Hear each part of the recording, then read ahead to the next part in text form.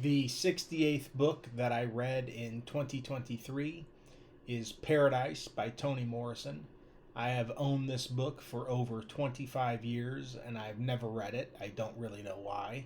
This was her follow up to Beloved, which of course helped her win the Nobel Prize for Literature. She wrote Beloved in 1987. I believe Paradise came out in 1994 or 1995, somewhere around there. I heard her read this at the University of Chicago in 1997. Read obviously an excerpt of it.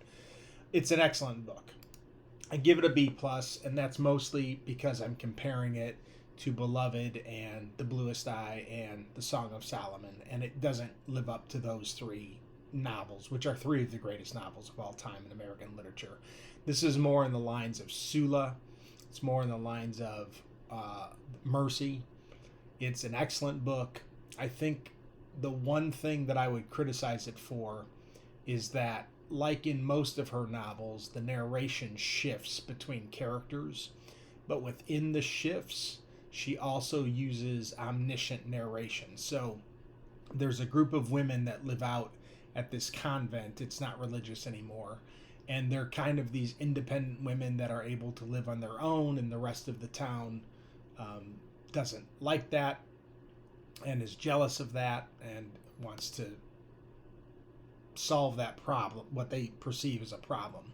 So we get a chapter through the eyes of one of those women, but then mixed into that is this omniscient narration. And it could be a little bit confusing. So I suppose this is a book maybe more to be studied than it is to be read for pleasure, and I read it for pleasure.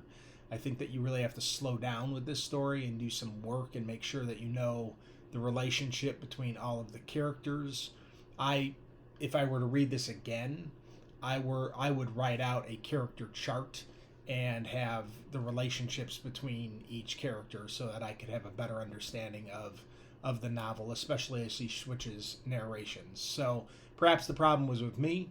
I think it's still an excellent book, and I highly recommend it.